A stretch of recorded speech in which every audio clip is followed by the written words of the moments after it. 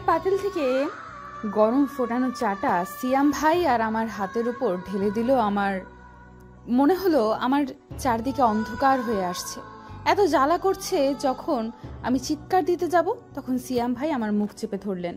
ব্যথায় আর ছোটার জন্য আমি ছটফট করছি, তখন সেই হাতেই সিয়াম ভাই আমার হলুদের গুঁড়া আর লবণ ঢালতে লাগলেন। হাতে কি পরিমাণ জ্বলছে আমি চিৎকার দিয়েও কান্না করতে পারছি না। এসব সহ্য করতে না পেরে যখন জ্ঞান হারালাম তখন সিয়াম ভাই আমাকে কোলে তুলে নিয়ে আমার রুমের মধ্যে রেখে টেবিল থেকে পানির জগ নিয়ে বাহির থেকে দরজা আটকে বেরিয়ে গেলেন, যাতে আমার জ্ঞান আসলেও আমি হাত ধুতে না পারি। সিয়াম, জগ নিয়ে কোথায় যাচ্ছ? আর সায়ুকে দেখছি না কেন? পানি নেই আমার ঘরে আয়ানা, আমি পানি আনতে যাচ্ছি। আর দেখো তোমার সায়ু কোথায় চলে গেছে কে জানে। আয়না সিয়ামের কথা বিশ্বাস করলো কি না তা তার চেহারা দেখে বোঝা যাচ্ছে না। সিয়াম আয়নাকে তার সাথে নিয়ে তার মায়ের রুমে গেল। পুপ্পির রুমে কেন যাচ্ছি আমরা সিয়াম? আম্মু বলেছে যেতে, গল্প শোনাবে আজ আমাদের। সিয়াম আয়নাকে নিয়ে ওর মায়ের ঘরে চলে গেল, যাতে সে সায়রার খোঁজ না নিতে পারে। ওইদিকে আয়নার জ্ঞান ফেল। হাতের মধ্যে কেউ আগুন লাগিয়ে দিয়েছে এমন জ্বালা করছে তার হাতে। রুমের মধ্যে পানি খুঁজতে লাগলো সে, কিন্তু সে পেল না। কিভাবে পাবে? সিয়াম যে পানি নিয়ে গেছে। সায়রার রুমে অ্যাটাচ বাথরুমও নাই। অবশেষে সে তার কলেজের ব্যাগের মধ্যে বোতলে পানি পেল। হাত ধুতে গিয়ে পানি লাগতেই হাড়ও জ্বলে উঠছে। বাম হাতের উপর পিঠের চামড়া ঝলসে গেছে। নিজের এই কোন পরিস্থিতি দেখে আজ নিজের উপর কান্না পাচ্ছে তার। অনেক যন্ত্রণা হচ্ছে তার।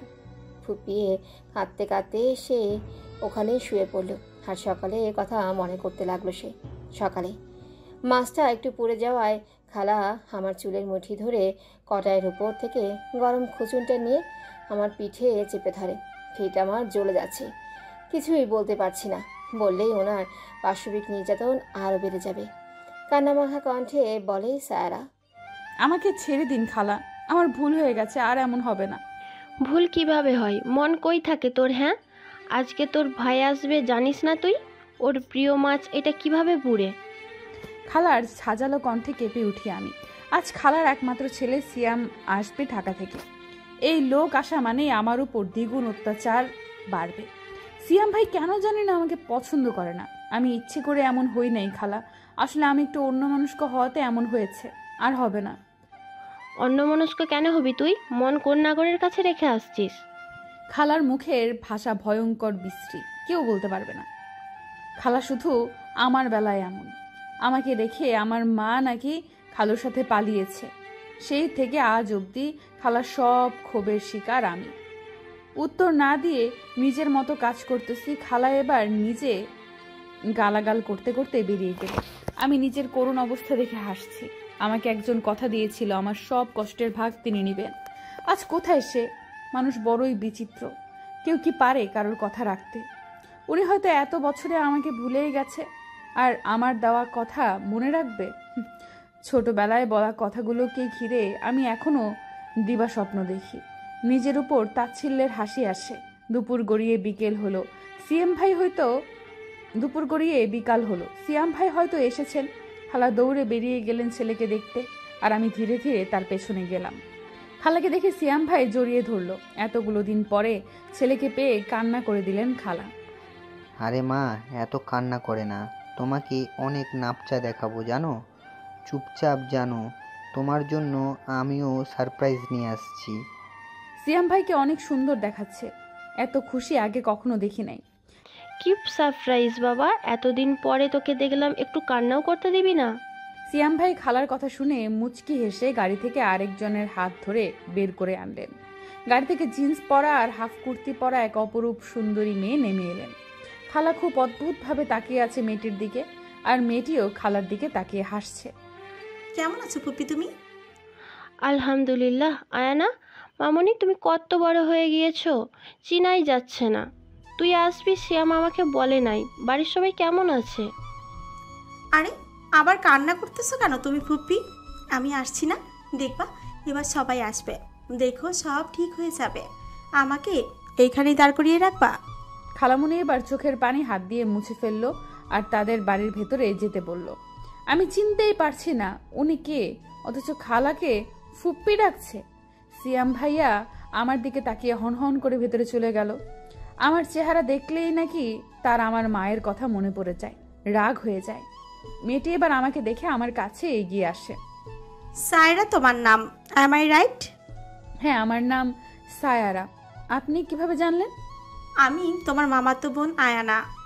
আমার কথা কি তোমার মনে নেই সায়রা? সরি আপু, মনে ছিল, কিন্তু এতগুলো বছর পর দেখে কি চেনা যায়? আর সেই কোন ছোটবেলায় দেখেছি তাও স্পষ্ট মনে নাই আমার। থাক, সমস্যা নেই, এখন আমি আসছি, সব মনে করিয়ে দিব। চলো এবার। আয়না আপুর ব্যবহার খুব অমায়িক। এই বাড়িতে আজ অনেক দিন পরে আমার সাথে ভালো ব্যবহার করলো কেউ। খুশি মনে আমি আপুর সাথে ভেতরে গেলাম।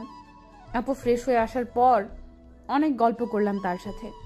রাত যখন 8টা বাজে, আপু গেল তার রুমে দরকারি কাজে, আর আমাকে সিয়াম ভাই পাঠালো রান্নাঘরে চা বানাতে।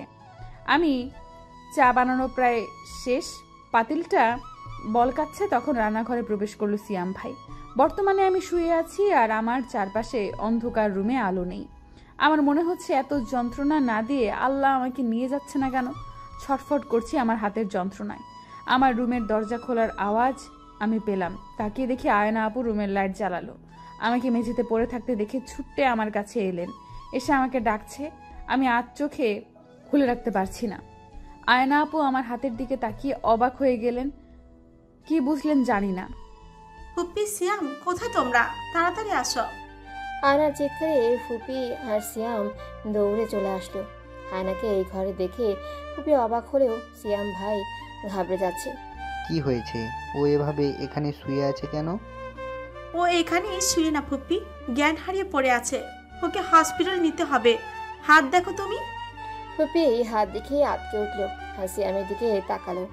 তার আর বুঝতে বাকি রইল না কি হয়েছে। সিয়াম, সায়রাকে কোলে নে তাড়াতাড়ি, আর ওকে হাসপাতালে নিয়ে যা। সিয়াম, তুমি গাড়িতে গিয়ে বসো, আমি আমার ফোন নিয়ে আসছি। সিয়ামের অনিচ্ছা হওয়া সত্ত্বেও আয়নার কথাই নিয়ে যাচ্ছে। আয়না ঘরে গিয়ে কাউকে কল দিয়ে সব খুলে বলে। তুমি তাড়াতাড়ি চলে আসো ভাই, দেখে যাও এখানে কি হচ্ছে। চোখ যখন আমার খুললো, নিজেকে হসপিটালের বিছানায় দেখে খুব অবাক হলাম আমি। আমাকে তো হসপিটালে আনার লোক খালা বা সিয়াম ভাই না। আমার জ্ঞান ফিরতে দেখে চটজলদি সিয়াম ভাই এগিয়ে আসলেন আমার দিকে।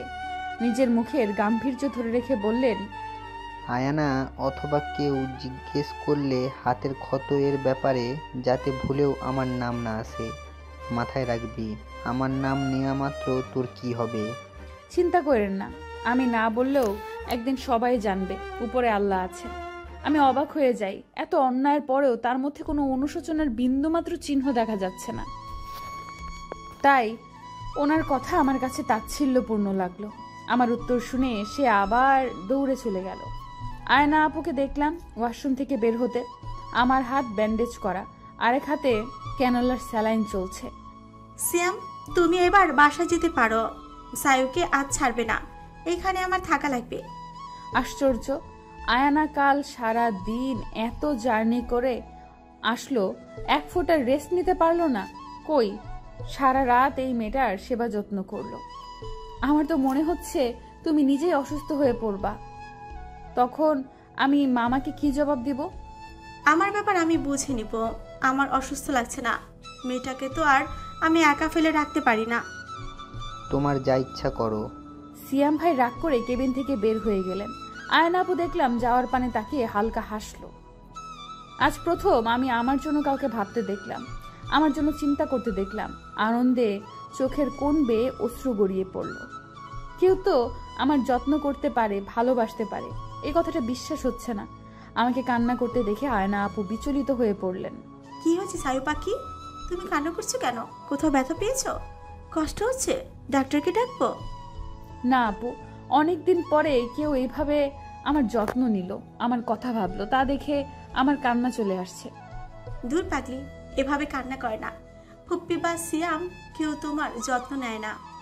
আসলে বাদ দিন আপু, তুমি টায়ার্ড না, রেস্ট নিলেই পারতে। সমস্যা নেই, একজন আসতেছে, আসলেই আমি চলে যাব, সে থাকবে।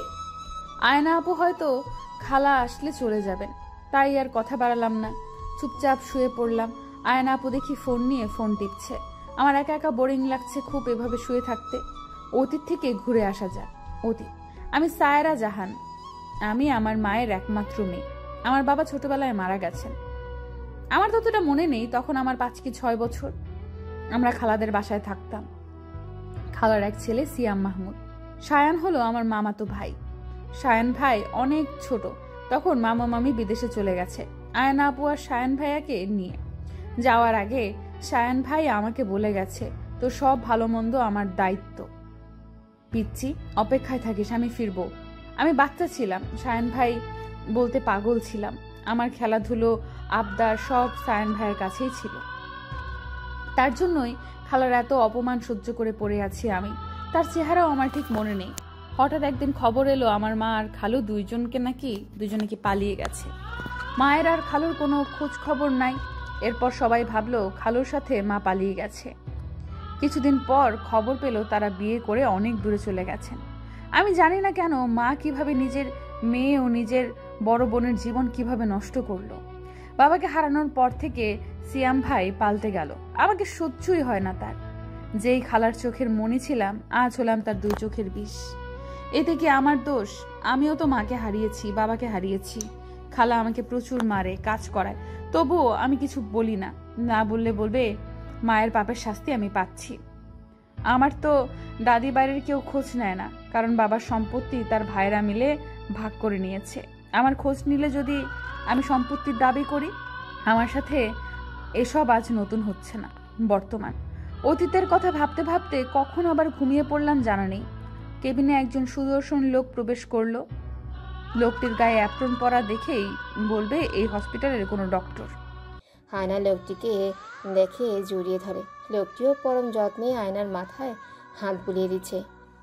আমাকে ক্ষমা করবা, আমি যে কাজে আসছিলাম তাতে ব্যর্থ হয়েছি। আমি এই বাচ্চা ফুলকে রক্ষা করতে পারলাম না। ফুটফুটে মেয়েটার এই কি অবস্থা হয়েছে। আয়না ধীরে ধীরে কথা বলছে আর কান্না করছে। সে কিছুতেই মানতে পারছে না সায়রার প্রতি হওয়া এই অন্যায়। Don't cry my little princess. কান্না করে না একদম। তোর কোনো দোষ নাই। Stop blaming yourself dear. যারা এর প্রকৃত দোষী, শাস্তি তো তারা পাবে। ডাক্তারের কণ্ঠে অনেক রাগ প্রকাশ পাচ্ছে। রাগে তার শ্যামবর্ণ মুখ শক্ত হয়ে আছে। দেখেই বোঝা যাচ্ছে যে নিজের রাগ সে কন্ট্রোল করার চেষ্টা করছে। কিভাবে হলো সায়ু কিছুতেই বলছে না। ওর এই অবস্থার কথা হয়তো মুখ ফুটে বলবেও না। আমার না রাগ হয়, এত ভালো কেউ ওকে হতে বলছে। ড্যাড আর মম ফুপিকে কত বলেছে যে সায়ুকে আমাদের কাছে পাঠিয়ে দিতে, কিন্তু ফুপি কিছুতেই রাজি হয় নাই। সায়ুর খোঁজ নিব দেখে আমাদের সাথে সব যোগাযোগ বন্ধ করে দিল। নিজেদের ঠিকানা পাল্টে নিল।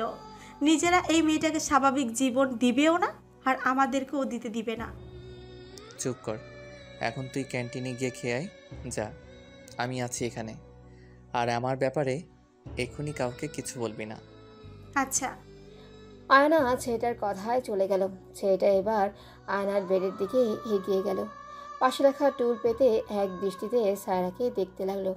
সায়রা হাতের আঙ্গুল থেকে কবজি অবধি ব্যান্ডেজ করা। কতটা কষ্ট মেয়েটা পেয়েছে তা তার মনির চেহারার দিকে তাকালেই বোঝা যায়। হলুদ ফর্সা মুখশ্রী যেন এখন ব্যথায় শুকিয়ে গেছে। মেয়েটা এত শুকনা কেন? ওকে কি কেউ খাবার দেয় না? এবার ছেলেটা তার হাত দিতেই সায়রার মাথায় হাত বুলে দিতে লাগলো। সায়রা নড়ে পাশ ফিরে শুতেই সায়রার পিঠের উপর এক অংশে পুড়ে কালচে হয়ে আছে। ফর্সা দেহে পোড়ার দাগ পুরো স্পষ্ট ফুটে আছে। রাগে চোখ মুখ খিচে বন্ধ করে নিল ছেলেটি। মানুষ এত পাষাণ কিভাবে হয়? এইটুকু মেয়ের গায়ে হাত তুলতে কি তাদের মায়া লাগে না? সাইড থেকে বার্ন ক্রিম নিয়ে ছেলেটি সায়রার পিঠে পোড়া স্থানে লাগিয়ে দিল। এর মধ্যে স্যালাইন শেষ হওয়ায় থাক খুলেও দিল। হাত ড্রেসিং করাতে হবে এখন, না হলে ইনফেকশন হয়ে যাবে। কেবিন থেকে বেরিয়ে নার্স ডেকে নিয়ে আসলো। নার্স এসে সায়রাকে ডেকে তুলল।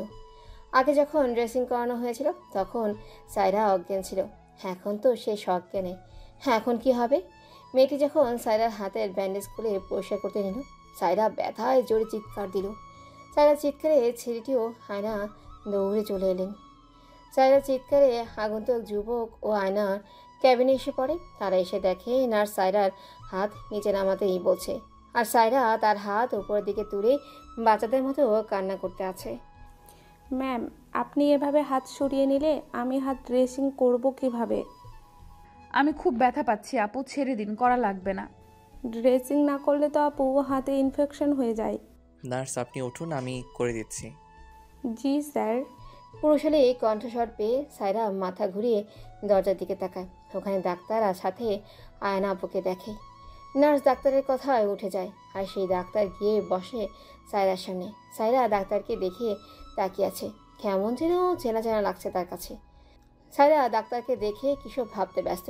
তখন ডাক্তার সায়রা হাত ধরে পরিষ্কার করে ফুটিয়ে দিয়ে হাত ড্রেসিং করছে। সায়রা এতটাই মগ্ন ডাক্তারকে দেখতে যে টের পেল না কখন ডাক্তার তার হাতে ড্রেসিং করে হাত ব্যান্ডেজ করে ফেলেছে। আয়না যখন দেখল সায়রা খেয়াল সেদিকে নাই, সে ডাক্তারকে দেখতে ব্যস্ত, তখন তার হাসি পেল। ডাক্তার অর্ক, তোমার পেশেন্টেরে দেখো, খেয়াল তোমার দিকে।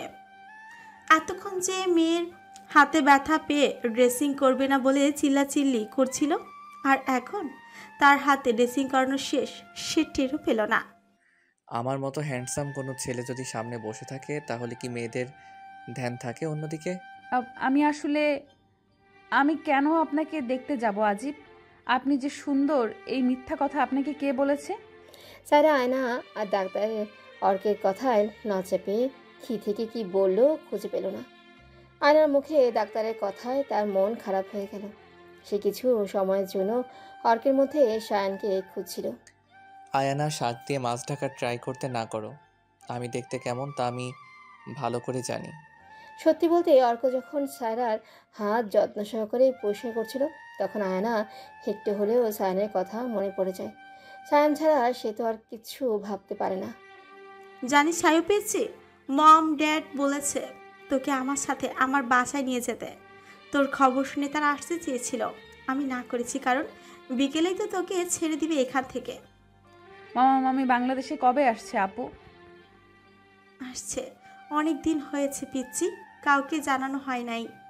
আমি পড়ার জন্য শুধু অ্যাব্রোড থাকতাম, আর শেষ হওয়ায় সিয়ামের সাথে আসলাম। তুমি যেও না আপু, আমি যাব না, খালা আমাকে যেতে দিবে না। সায়রার মন খারাপ করে হায়নাকে কথাটি বলল। হায়না সব জেনেও সায়রাকে কিছু বলল না। সময় বলে দিবে সায়ারা কে কোথায় থাকবে আর যাবে, তুই এত ভাবিস না শোনা। আপু, মামারা এত দিন ধরে দেশে আমার সাথে কোনো যোগাযোগ করলো না। আমি জানো কত মিস করতাম তোমাদের। আচ্ছা, মামা মামি কি একাই দেশে এসেছে? আর তুমি, আর কেউ আসে নাই? আমাদের তো ঠিকানা দেওয়া হয় নাই পিচ্ছি, তোরা কোথায় থাকতিস তাই পারি নাই। আর আম্মুরা আসছি কয়েক মাস হবে দেশে। আর কেউ বলতে কার কথা জিজ্ঞেস করলি? আয়না ভালো করে জানে সায়রা শায়ানের কথাই জিজ্ঞেস করছে, কিন্তু আয়না বুঝতে দিল না কিছু থাকে। আসলে আমি সায়ন ভাইয়ের কথা জিজ্ঞেস করছি, উনি কোথায়? সময় হলে সবার সাথে দেখা হবে পিচ্ছি, কথা না বলে চুপচাপ থাক এখন। শোন, তোর এই কাজিনকে কিছু খাইয়ে দে। দেখোস না চিকনো চামেলি নাকে কেমন হয়েছে? জোরে বাতাস বইলে এরে খুঁজে পাওয়া যাবে না। এই কি বললেন আপনি? আমি চিকনি চামেলি? আপনার এত সাহস, আমাকে চিকনা বললেন? সায়রা অর্কের কথায় রেগে গিয়ে ঝাঁঝালো কণ্ঠে উত্তর দিল। হায়না দূরে দাঁড়িয়ে এদের ঝগড়া দেখতে লাগলো। তখনই খালা কেবিনে ঢুকলেন। আমার দিকে কড়া দৃষ্টি নিক্ষেপ করে হায়নার দিকে তাকিয়ে বলল, আয়না মামুনি, তুই বাসায় গিয়ে ফ্রেশ হয়ে রেস্ট নে, আমি থাকি এখন ওর সাথে। না ফুপ্পি, আমি ঠিক আছি। বিকেলে ওকে ডিসচার্জ দিলে প্রতিদিন ওকে এখানে এনে হাত ড্রেসিং করানো লাগবে। সমস্যা নাই মা, আমি আছি এইখানে, ওর খেয়াল রাখতে পারবো, তুই চিন্তা করিস না। মিস আয়ানা, আপনি একটু আমার কেবিনে আসুন তো, কথা আছে। হ্যাঁ আসছি।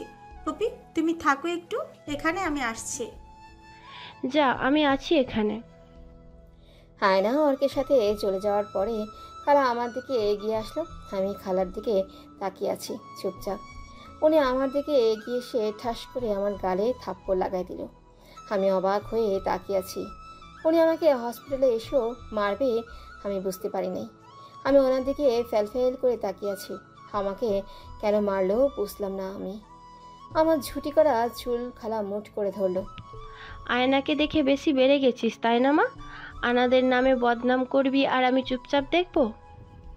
আমি কিছু বলি নাই। খালা আমাকে ছেড়ে দিন, আমি ব্যথা পাচ্ছি।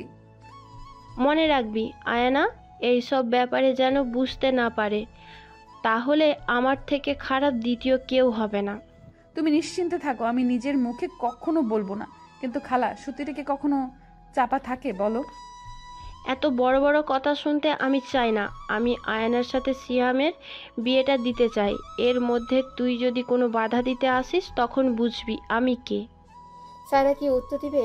সিয়ামের মতো এমন মানুষের সাথে আয়নার বিয়ে হলেছে, আয়নার জীবনটাই শেষ হয়ে যাবে। আয়না আপুর মতো ভালো মানুষের সাথে এটা হতেই দেওয়া যাবে না। বাইরে থেকে এতক্ষণ সব আয়না আর অর্ক দেখছিল। আয়না হতবাক হয়ে তাকিয়ে আছে। মানুষ কীভাবে এত জঘন্য হয়? আয়না তার আগের ফুপির সাথে এই ফুপির কোনো মিলই খুঁজে পাচ্ছে না। অর্কের রাগের মাথা ফেটে যাচ্ছে। সে পারছে না, এখন সব তছনছ করে দিবে। রাগ কমাতে পাশের দেয়ালে 2-3টে ঘুষি মেরে দিল। কি করছিস ভাইয়া? শান্ত হ, ব্যথা পাবি তো হাতে। এভাবে কেউ করে? আমি কি করবো আয়ু? এইভাবে ওই মেয়েটাকে মার খেতে দেখবো? তারা এই বাচ্চা মেয়েটার সাথে এমন করছে কেন? তার কি দোষ? শান্ত হ, ঠান্ডা মাথায় ভেবে কিছু ডিসিশন নে ভাই, রাগলে ক্ষতি হবে শুধু। আয়না কেবিনে গিয়ে বসলো। ফুপিকে ডাক্তার তার চেম্বারে ডেকেছে। আয়না কথা মতো ফুপি অর্কের কেবিনে আসলো। আসুন আসুন, আমি আপনার জন্য অপেক্ষা করছিলাম। কি ব্যাপারে ডাকলেন বলেন? তা মিস সায়রার হাত পড়ল কিভাবে? চা ঢালতে গিয়ে ভুলে নিজের হাতে ঢেলে ফেলেছিল। তা ভুলে ঢেলেছিল নাকি কেউ ইচ্ছাকৃতভাবে ফেলেছে? অর্কের এমন কথায় সায়রা খালা ঘামছে। কিভাবে কি বলবে? কাজ তো তার ছেলে করেছে। কি সব আবল তাবল বকছেন? কে করবে? এইসব নিজের থেকেই হয়েছে। শাট আপ মিসেস পারুল। আমরা সায়রার পিঠে হাতে নানা পোড়ো মারের ছাপ স্পষ্ট দেখেছি। যা দেখেই বোঝা যায় আপনারা কিভাবে ওই মেয়েকে টর্চার করেন। অর্কের কথায় সিয়ামের মায়ের কাঁপাকাঁপি অবস্থা। সে ভয় আছে, এবার যদি সবাই সত্যি জানে তাহলে কি হবে? তুমি এসব কি বলছো বাবা? আমরা কেন ওকে মারবো? আমি যতদূর জানি সায়রা বিবাহিত নয় যে শ্বশুরবাড়ির লোকজন ওর সাথে এমন বিহেভ করবে। আর ও থাকে আপনার কাছে। তাহলে আপনার বাসায় আপনি আর আপনার ছেলে ব্যতীত কেউই তো থাকে না। বাবা চুপ করো তুমি। যা চাও আমি সব দিব। আমার একটা ডিল করি, তুমি চুপ থাকলে যা চাইবা তাই পাবা। Are you sure madam? আমি যা চাইবো তাই দিতে পারবেন? হ্যাঁ, কত টাকা চাই তোমার? তুমি শুধু অ্যামাউন্টটা আমাকে বলো, আমি তোমাকে দিয়ে দিব। আচ্ছা, এখন না, সময় হলে চেয়ে নিব। আপনি অপেক্ষা করুন। মানে বুঝলাম না। আমি আমারও বিকেলে চলে যাব, এরপর কিভাবে? প্রতিদিন আমার কাছে সায়রার আশা লাগবে ড্রেসিং করাতে। কিন্তু একটা জিনিস, তোমাকে আমার খুব চেনা চেনা লাগে। এর আগেও কি কোথাও আমাদের দেখা হয়েছিল? হতেও পারে, তার সময় বলবে। আপনি এখন আসতে পারেন। আমার যখন ইচ্ছা হবে আজই যোগাযোগ করব। অর্ক কথা বলে নিজেই বেরিয়ে গেল হাসি দিয়ে কেবিন থেকে। অর্কের রাউন্ডে যাওয়ার সময় হয়েছে। অর্ক বেরিয়ে যাওয়ার পরেও খালা দাঁড়িয়ে ভাবছে ছেলেটা প্রচণ্ড হেয়ালি করে কথা বলে। ওর কথাবার্তায় অনেক রহস্য প্রকাশ পায়। এবার খালাও চলে আসে আমার কাছে। আপনাকে কেন ডেকেছিল পুপ্পি? তেমন কিছু না, শুধু বলল ওর খেয়াল রাখে আর ওকে সাবধানে কাজ করাতে। এইভাবে হলে সামনে যদি আরও বড় দুর্ঘটনা ঘটতে পারে। খালার কথা শুনে আয়না আপু মনে মনে হাসছে, কারণ সে জানে অর্ক ঠিক কি কি বলতে পারে। অথচ খালা কি সুন্দর বানিয়ে বানিয়ে মিথ্যা কথা বলে দিল। আয়না আপু শুধু মুচকি মুচকি হাসছে আর মনে মনে ভাবছে কিছু। পুপ্পি, তুমি এখন থাকবে নাকি চলে যাবে? কারণ আমি তো আছি, আর বিকেলে ডিসচার্জ করি একেবারে বাড়িতে ফিরবো আমরা। তুই যখন এইখানে থাকতে চাইছিস থাক, আমি না করব না। আমি বরং আসি, এইখানে থাকা আমার পক্ষে সম্ভব না। নিজের খেয়াল রাখিস আর সাবধানে থাকিস। আচ্ছা পুপ্পি, তুমি যাও, এত চিন্তা করো না, আমি বাচ্চা না। খালা কি সত্যি আয়না আপুকে নিয়ে এত চিন্তিত, নাকি পুরোটাই তার নাটক? কত সুন্দর উনি আয়না আপুকে স্নেহ করেন। হয়তো সত্যিই খালা আয়না আপুকে ভালোবাসেন একমাত্র ভাতিজি বলে কথা। মনে মনে এসব ভাবছিল সায়রা শুয়ে শুয়ে। কিরে সাহেব পিচ্ছি, তোর মন খারাপ কেন? তেমন কিছু না আপু, আসলে ভাবছি কিছু কি এমন ভাবি পিচ্ছি, আমি একটু শুনি। সায়রার কথা শেষ হতেই পেছন থেকে কেউ একজন বলে উঠল কথাটি। দরজার দিকে না তাকিয়ে সায়রা আর আয়না বুঝতে পারলো ডক্টর অর্ক এসেছে। সায়রাকে পিচ্চি সম্বোধন করায় সায়রা একটু ক্ষিপ্ত হলো, তবে বুঝতে দিল না কাউকে। সায়রা চোখ বন্ধ করে শুয়ে আছে চুপচাপ। সে এখন কী কারণে বুঝতে না পেরে অমনভাবে পড়ে আছে। অর্কের তৃষ্ণাত্ম আখি যুগল তো কেবল এত বছরের তৃষ্ণা মেটাচ্ছে তাকে দেখে। এই দেখায় কোনো দিন কোনো ক্লান্তি আসবে না। কতগুলো দিন শুধু দূরে থেকেছে এই মানুষটাকে পেতে, অথচ ভাগ্যের এমন খেলা আজ হসপিটালের 4 দেয়ালের মাঝে এসে দেখা হলো তাদের। তবে অর্ক আজ মনে মনে প্রতিজ্ঞা করে, কাল থেকে সায়রার জীবনে সায়রার সায়ান ভাই ফেরত আসবে। সায়ান এসে সায়ানের দেওয়া প্রতিটা কথা রাখবে। সায়ান যে তার পিচ্ছিকে সবার থেকে আগলে আগলে রাখবে। কেউ যেন আর কোনো ক্ষতি করতে না পারে এই পিচ্ছির, সেই সব ব্যবস্থা সে করবে। হায়না ভাইকে ওভাবে তাকিয়ে থাকতে দেখে ভাইয়ের দিকে এগিয়ে গেল। ভাইয়ের কাঁধে হাত রেখে তাকে বলল, দেখিস সব ঠিক হয়ে যাবে ব্রো, চিন্তা করিস না তুই। আমি তো চাই ছুটকি সব ঠিক হয়ে যাক। আর জানিস ফুপি আমাকে অফার করছে যাতে সায়রাকে মারার এই সাব আমি ধামাচাপা দিয়ে দেই। আমাকেও চিনতে পারেনি। আমি না ছোটবেলার সেই ফুপির সাথে এই ফুপির কোনো মিল পাচ্ছি না। ভাই কি করবি, কিভাবে সায়রাকে আমাদের বাসায় নিবি? ফুপ্পি আর সিয়াম কি রাজি হবে? ওটা তুই আমার উপর ছেড়ে দে। শোন, তুই বাসায় গিয়ে সায়রা আর তোর সব কিছু গুছিয়ে রাখবি। আমি গিয়ে শুধু পিক করবো তোদের। আচ্ছা, বাট সিয়াম কিছুতেই রাজি হবে না সায়রাকে দিতে। একটা জিনিস বুঝতে পারলাম না, সায়রার হাত সত্যি কিভাবে পড়লো? ফুপ্পি করেছে নাকি সিয়াম, আমরা তো শিওর নই। আর ওই বোকা মেয়েও বলবে না। ওকে বলার দরকারও নাই ছুটকি, ডোন্ট ওয়ারি, আমি আছি না। দেখিস এখন থেকে সবাই ভালো থাকবে। আমি জানি তো আমার ব্রো সবার থেকে বেস্ট, তাই তো আমি আমার ব্রোকে এত ভালোবাসি। I love you too my little cutie. Ayna আর অর্ককে অনেকক্ষণ ধরে ফিস ফিস করে কথা বলতে দেখে যাচ্ছে সায়রা। মেয়েদের থেকে অনেকটা দূরে হওয়ায় ওদের কথা ঠিক বুঝতে পারল না সে। সায়রার খুব পানির পিপাসা পেয়েছে, তাই সে এবার আয়নাকে ডাক দিল। আয়না আপু, আমাকে একটু পানি এনে দিবে? আমার খুব পানি পিপাসা পেয়েছে। আচ্ছা তুই বস, আর ব্রো তুমি একটু ওর পাশে থাকো, আমি আসছি পানি নিয়ে। আয়না চলে যেতেই অর্ক এবার এগিয়ে বেডের কাছে রাখা টুল পেতে বসলো। আচ্ছা মিস সায়রা, আপনার পুরো নাম কি? আমার নাম সায়রা জাহান। কোন ক্লাসে পড়েন আপনি? এই তো এবার ইন্টারে। হাতের এই অবস্থা কিভাবে হলো? এটার সত্যি অ্যান্সারটা দিন। সায়রা এবার কি আনসার দেবে ভেবে পাচ্ছে না, কারণ সে কিভাবে বলবে এটা সিয়াম করছে। সিয়াম তো যাওয়ার আগে বারবার সাবধান করে গেছে, সাথে খালাও। ভুল করে হাত ফসকে পড়েছে।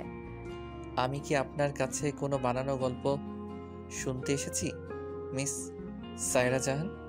আমি আপনাকে কেন কোনো গল্প শোনাবো ডক্টর? আপনি না বললেও অনেক কিছুই জানি আমি। অন্যায় মেনে চুপ থাকা সহ্য করাটা অন্যায় করার থেকেও বড় অপরাধ, বুঝলেন আপনি? আমি আপনার কথা কিছুই বুঝতে পারছি না ডক্টর। ছেড়ে দিন, সময় হলে বুঝবেন। আসি, নিজের খেয়াল রাখবেন। অর্ক চলে গেলেও সায়রা অর্কের যাওয়ার পানে তাকিয়ে আছে। অর্কের এমন অদ্ভুত ব্যবহার তাকে ভাবাচ্ছে। আয়না পানি নিয়ে এসে সায়রাকে খাওয়ালো। যথাসময়ে আয়না সায়রাকে নিয়ে বাড়ি চলে গেল। সায়রাকে নিজের রুমে রেখে আয়না চলে গেল তার রুমে ফ্রেশ হতে আর গোসল করতে। সায়রা পা মেলে খাটের উপর রাজশোয়া হয়ে বসে বসে ভাবছে, শায়ান ভাই কি তাকে মনে রেখেছে নাকি ভুলে গেছে? সায়রার ভাবনার মাঝে সিয়াম সায়রার খাটের উপর শুয়ে সায়রার কোলে মাথা রাখলো। হঠাৎ এইভাবে আসায় সায়রা চমকে তাকিয়ে দেখে সিয়াম। সায়রা প্রচণ্ড অবাক হয়ে গেছে সিয়ামের কাছে। এ কি সিয়াম ভাইয়া, আপনি আমার কোলের উপর এইভাবে শুয়ে আছেন কেন? উঠুন। সিয়ামের এই কাজে হাঁ করে তাকিয়ে আছে সায়রা। আর সিয়ামের কি হলো, সে সোজা সায়রার কোলে মাথা রাখলো। সায়রা এক হাত দিয়ে সিয়ামের মাথা ঠেলে নিচে নামানোর চেষ্টা করতে লাগলো। সিয়াম রেগে গেল এমন কাজে সায়রার। সে উঠে দাঁড়িয়ে সায়রাকে বিছানার সাথে আটকে ধরলো। সায়রার পুরো মুখ জুড়ে আতঙ্কের ছাপ স্পষ্ট। সায়রা কিছু বলতে পারছে না, ভয়ে তার হাত পা কাজ করা বন্ধ করে দিয়েছে। কাঁপছে সায়রা, সেই সাথে সায়রার ঠোঁটও কেঁপে কেঁপে উঠছে। সিয়ামের যা দেখে নিজেকে সামলানো কষ্টকর হয়ে পড়ছে। সিয়াম আজ ড্রিঙ্ক করে বাসায় ফিরেছে। মাতাল অবস্থায়ও তার সাথে সায়রা পেরে উঠছে না। আমাকে ছেড়ে দিন সিয়াম ভাই, কি করছেন আপনি? তুই বারবার আমাকে ভাই বলে ডাকছিস কেন? আমি তোর ভাই। তোর মা আর আমার বাপ পালিয়ে বিয়ে করেছে, এটা তো আর নিজের চোখে দেখি নাই, তাই আমরা ভাই বোন না। সেই হিসেব পরে সিয়াম ভাই, আপনি আমার খালাতো ভাই লাগেন আগে। এখন সরুন, না হয় আমি খালাকে ডাকতে বাধ্য হব। তুই এত দিমাগ পাস কই? হ্যাঁ সুন্দরী, দেখে এত দিমাগ আসে তাই না? আজ যদি আমি তোর এই দিমাগ ভাঙতে না পারি তাহলে আমার নাম সিয়াম না। আপনাকে দেখে আমার সুস্থ মনে হচ্ছে না। আমার ঘর থেকে এক্ষুনি বেরিয়ে যান আপনি। সায়রা কথা সিয়াম পাত্তা দিচ্ছে না, শুধু সায়রাকে দেখেই যাচ্ছে। ড্রিঙ্ক করার কারণে সিয়াম নিজের মধ্যে নাই। সায়রার প্রচণ্ড ভয় করছে। ভয়ে মানুষের মস্তিষ্ক কাজ করে না, এটা তার প্রমাণ। সায়রা এক হাতে ব্যান্ডেজ করা, আর সেটা ডান হাত। মেয়ে মানুষ বাম হাত দিয়ে সিয়ামের মতো একজনকে কীভাবে সরাবে, তবুও চেষ্টা চালিয়ে যাচ্ছে। শেষে না পেরে আয়নাকে ডাক দিল। আয়না আপু, খালা কে কোথায় আছেন? আমাকে বাঁচান। সিয়াম জলদি উঠে দরজার ভেতর থেকে বন্ধ করে দিল। সায়রার থেকে তার ওড়না কেড়ে নিয়ে সায়রার মুখ বেঁধে দিল। সায়রার চোখ বেয়ে পানি গড়িয়ে পড়তে লাগলো। আজ সত্যি সায়রা ভয় করছে এই সিয়ামকে। সে মনে মনে আল্লাহকে ডাকছে তাকে বাঁচাতে। হায়না আপু আর খালা আমার ডাক শুনে জলদি আমার রুমে দরজার সামনে এসে দরজায় নক করতে লাগলো। কিরে সায়ু, এভাবে ডাকলি কেন? পিচ্ছি, দরজা খোল।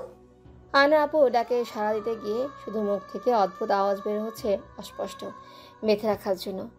হায়না এবার চিন্তিত, মেয়েটা এভাবে ডাকার পরে এখন দরজা খুলছে না কেন? হয়তো দরজা বন্ধ করে ঘুমানোর কথা না। খালা এবার আয়নাকে বোঝানোর চেষ্টা করো। আয়না, চিন্তা করিস না মা, ও মনে হয় ঘুমের মধ্যে ডেকেছে হাতের ব্যথায়। দেখছিস না এত ডাকাডাকি করছিস, ও ঘুলছে না। আমার তো তেমন মনে হচ্ছে না পুপি, মাত্রই ওকে আমি এখানে রেখে ফ্রেশ হতে আমার রুমে গেলাম। আমি আবার আসবো এটা বলেও গেলাম, যাতে সে দরজা বন্ধ না করে রাখে। সে এমন কেন করবে? ভুলে হয়তো করে ফেলেছে। এই সায়ু, দরজা খুল বোন, কি হয়েছে তোর? আয়না দরজায় বাড়ি দিয়ে ডাকছে সায়রাকে, কিন্তু সায়রা কীভাবে খুলবে?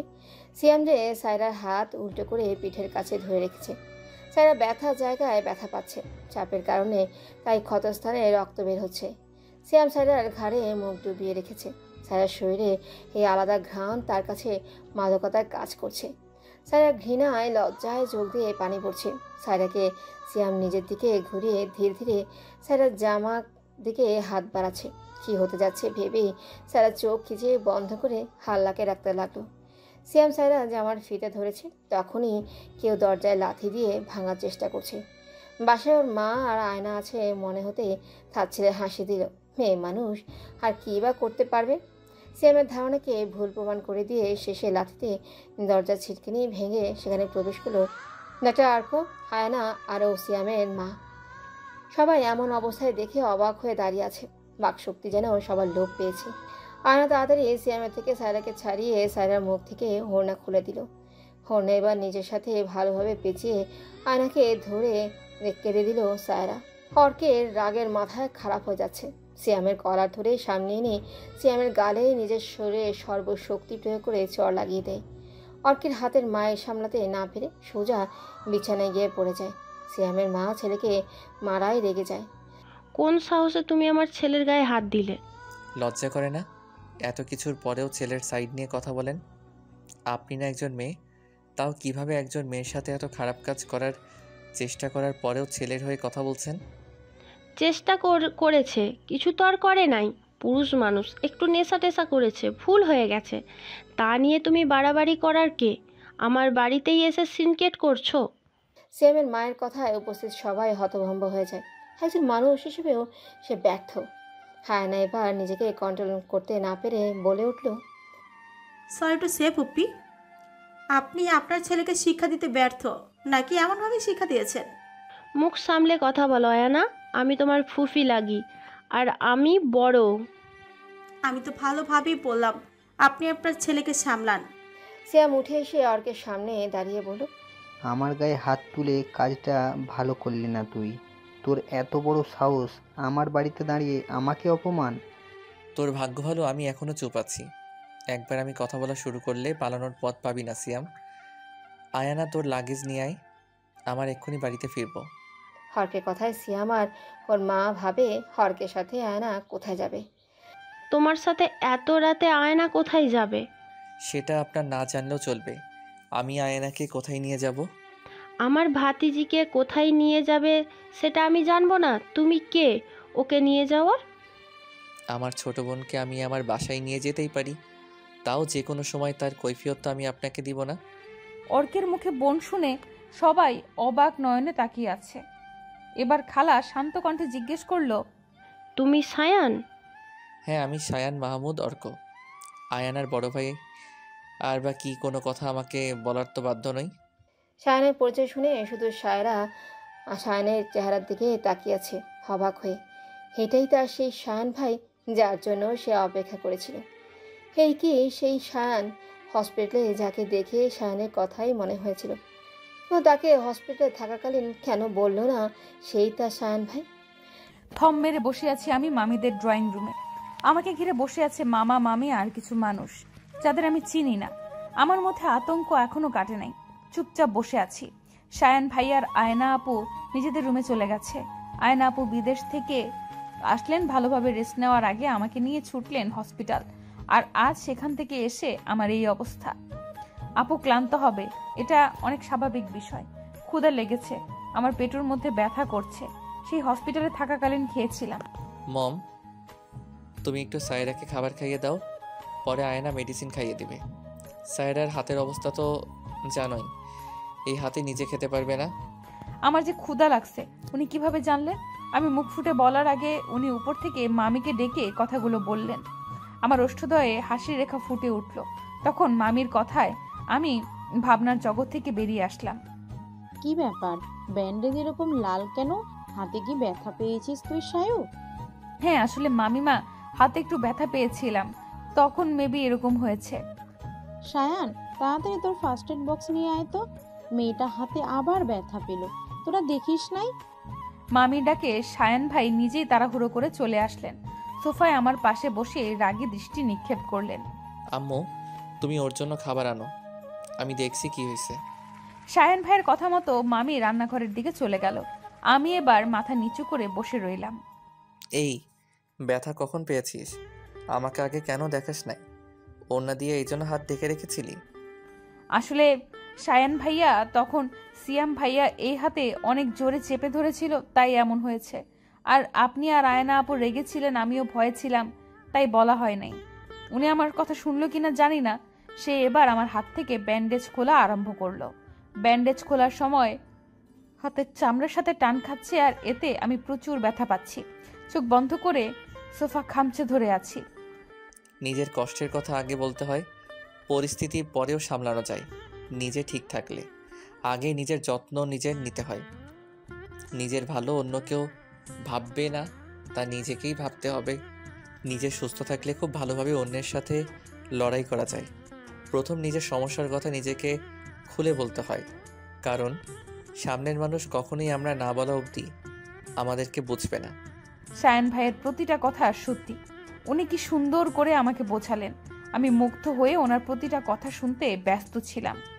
যে কখন উনি আমার পুনরায় ব্যান্ডেজ করে দিলেন আমি বুঝতেই পারলাম না। আপনি আমাকে কিভাবে ভুলে গেলেন সায়ান ভাই? ও কি আপনার মনে নেই? আমাকে দেওয়া কথাও কি আপনার মনে নাই? অযথা কথা বলা আমার পছন্দ নয় সায়রা। আমার কথা না ভেবে নিজের কথা ভাব তুই। আমি কিছু বললে কষ্ট তুই পাবি। নিজের আবেগ নিয়ন্ত্রণ করতে শিখ। প্রতিবাদ করা শিখে নে সবসময়। আমি বা আয়না কেউ তোর পাশে থাকবে না, আর না কেউ ছিল। আগে এসবের প্রতিবাদ করলে না ফুপির সাহস হতো তোকে অত্যাচার করার, আর না আজ সিয়াম সাহস পেত। সায়ান ভাইয়ের প্রতিটি কথার মধ্যে রাগের আভাস পাওয়া যাচ্ছে। রাগের মাথায় বলেও প্রতিটি কথা সত্যি। আমার অবস্থার জন্য আমি নিজেই দায়ী, তা বুঝতে পারছি। উনি নিজের রুমে চলে গেলেন। মামি আমাকে খাইয়ে দিয়ে আয়না আপুর রুমে দিয়ে আসলেন। আপুকে অনেক টায়ার্ড দেখাচ্ছে। উনি আমাকে আমার মেডিসিন খাইয়ে শুতে বলে লাইট অফ করে দিলেন। আপু ক্লান্ত, আপুর ঘুমের প্রয়োজন, তাই আমি জ্বালাতে চাচ্ছি না। তখনই বাড়িতে খালার সাথে অনেক যুদ্ধের পরে আমাকে নিয়ে আসতে সফল হয়েছে শায়ান ভাই। শায়ান ভাই সিয়ামকে পুলিশের হাতে দিতে চেয়েছিলেন, কিন্তু খালার অনুরোধে একটা সুযোগ দিতে রাজি হলেন। আর শর্ত দিলেন আজ থেকে আমি আমার মামা আর মামির সাথেই থাকবো। সায়ান ভাই আমাকে হেরিয়ে চলছে আমি জানি। আচ্ছা, ওনাকে সত্যি আমাকে দেওয়া কোনো কথা মনে নাই তার? এসব ভাবতে ভাবতেই ঘুমিয়ে পড়লাম। অন্যদিকে ব্যালকনিতে বসে কফি খাচ্ছে আর রাস্তায় গাড়ি আসা যাওয়া দেখে যাচ্ছে। আজ সে প্রচুর ক্লান্ত। সারাদিনে অনেক ক্লান্ত থাকা আর না খেয়ে থাকার খারাপ লাগছিল। ডিউটি শেষ করে যখন সায়ান আয়না আর তার সায়রাকে তার সাথে নেওয়ার জন্য সিয়ামদের বাসায় গেল, তখন কাজের মেয়েটি দরজা খুলে সে সোজা উপরে আয়নার কাছে যায়। আয়নার মুখে সব শুনে দেরি না করে দরজা ভাঙার চেষ্টা করে সফল হন। সায়নের বুক তখন কাঁপছিল সায়রার চিন্তায়।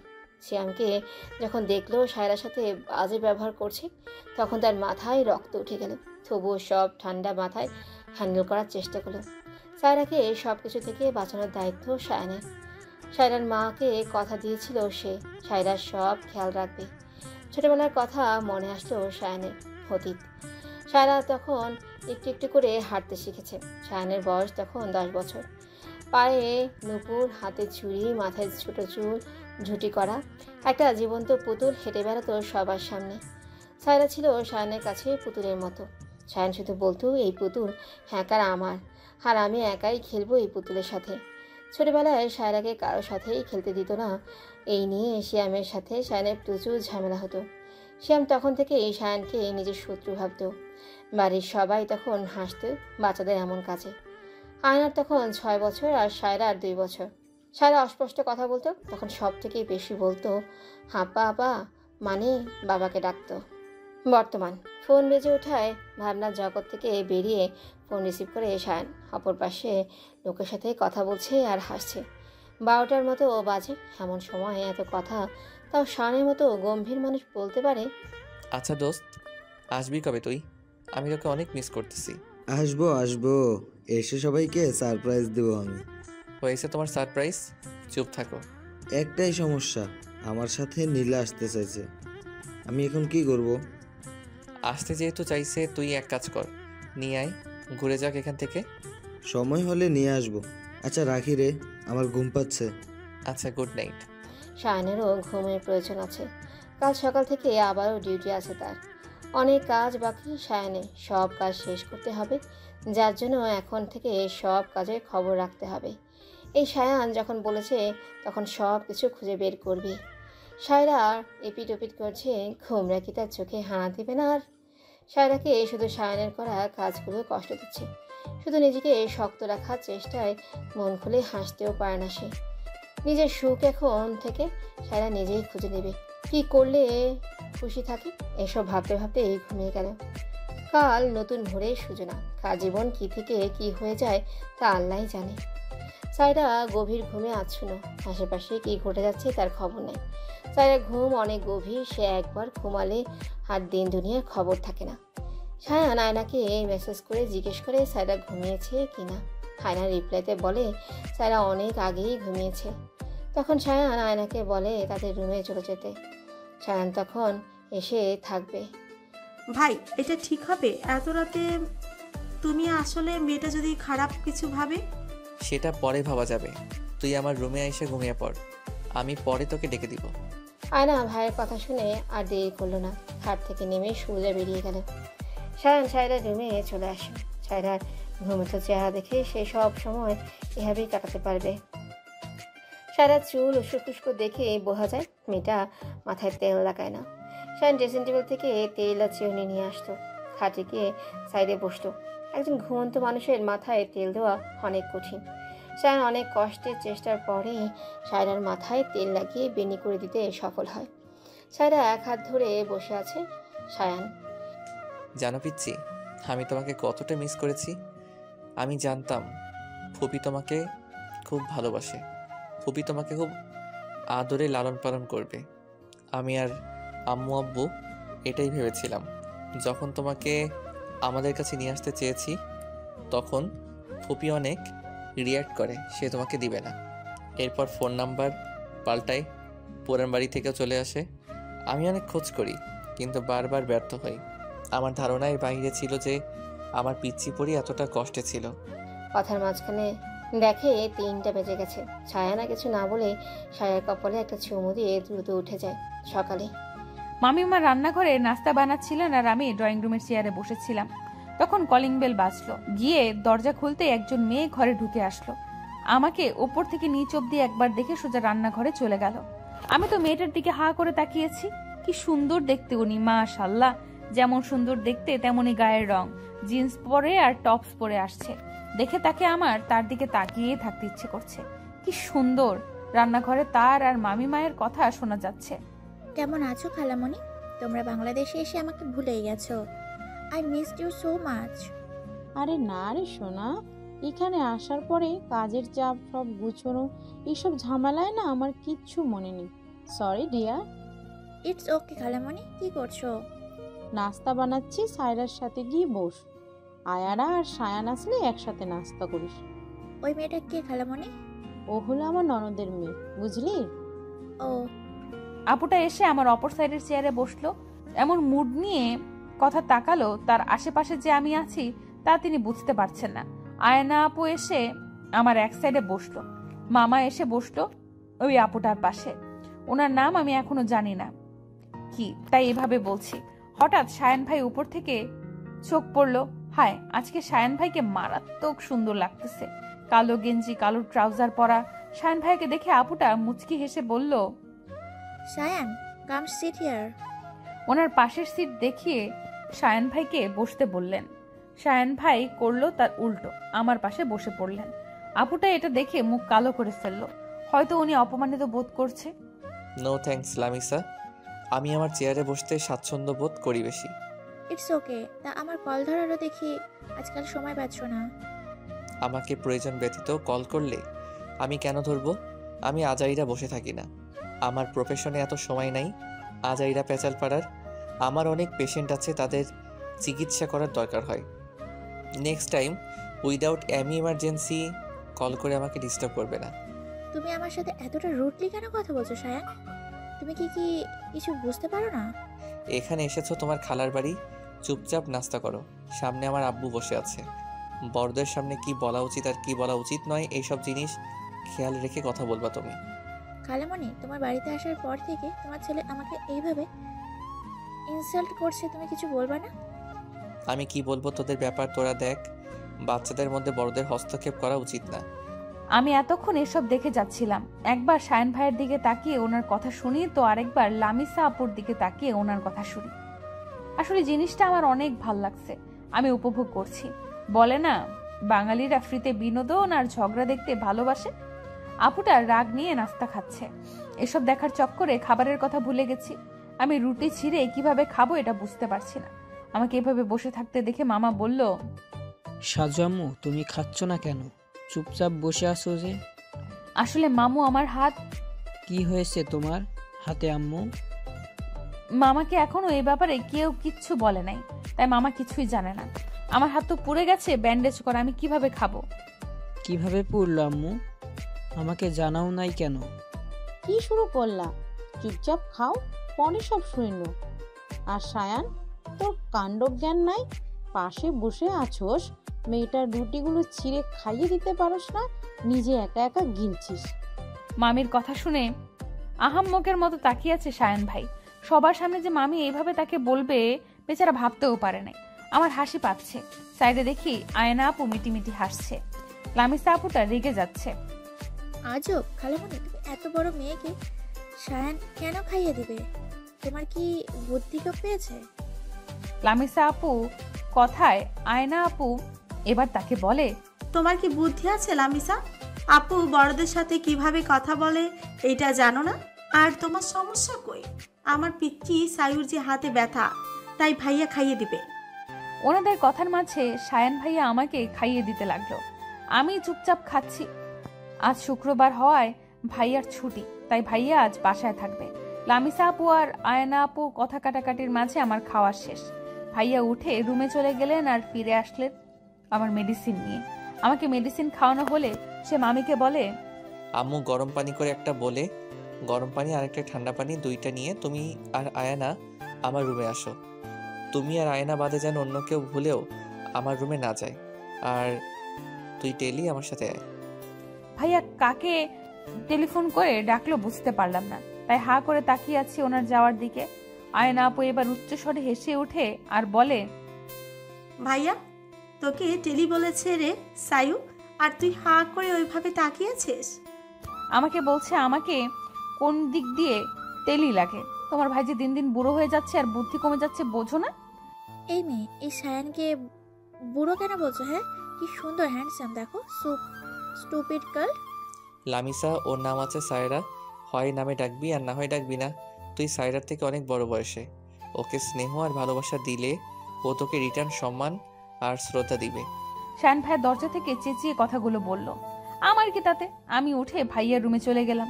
ভাইয়া আমার হাত ড্রেসিং করবে, আমি তা বুঝতে পেরেছি। আমি চুপচাপ 2 পা ভাঁজ করে সুন্দর মতো বিছানায় বসে আছি। শায়ন ভাইয়া সব নিজের দরকারি মেডিসিনগুলো বের করছে। গরম পানি যে আনতে বলল, পোড়া হাতে গরম পানি লাগলে কি বেশি জ্বালা করবে না?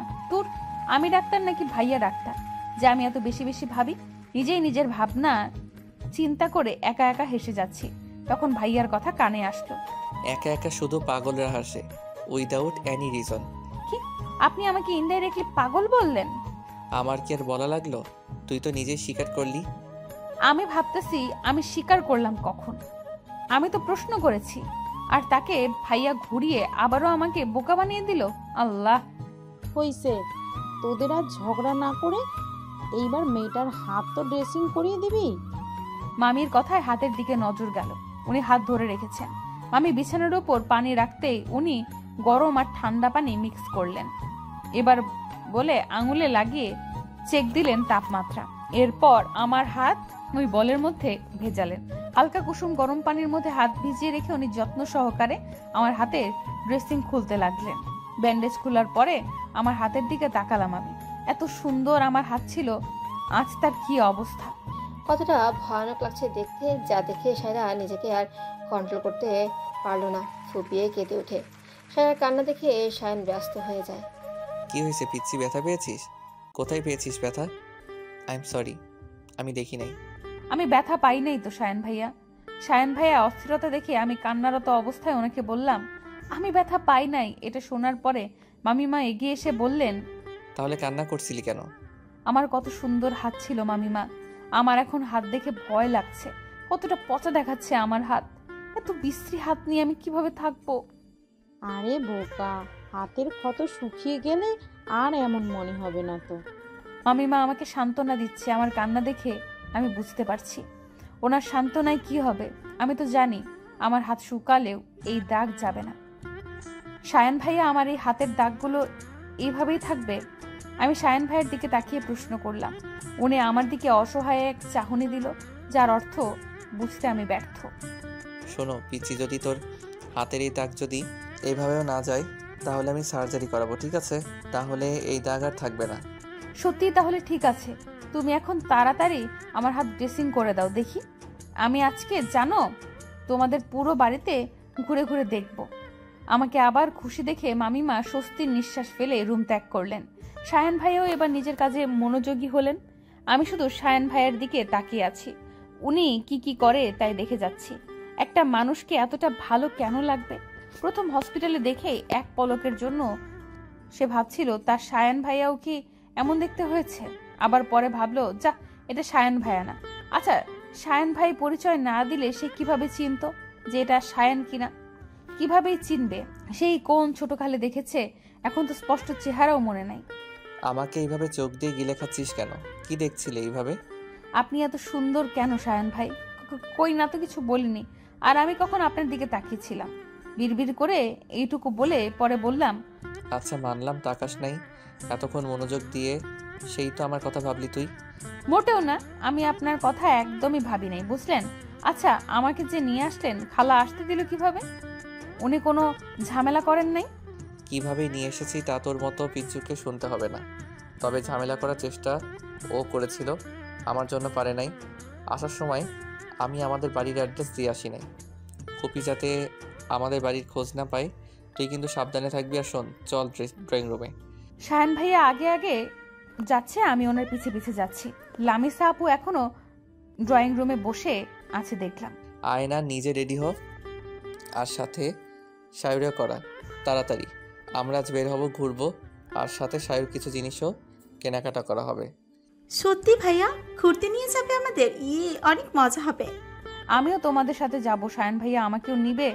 সায়ন ভাইয়ের কথায় আয়না আপু অনেক খুশি হয়েছিল যে আমাদের ঘুরতে নিবে। তখন আবার লামিসা আপু নিচ থেকে যাইতে চাইছে। একটা মানুষকে আর কত বলবে, তাই কেউ কিছু বলে নাই। যাক আমাদের সাথে। আয়না আপু আর আমি আয়না আপুর রুমে চলে গেলাম। আয়না আপু ওনার ওয়ার্ড্রপ থেকে একটা লেগিংস, একটা ক্রপ টপ আর একটা হিজাব বের করলো।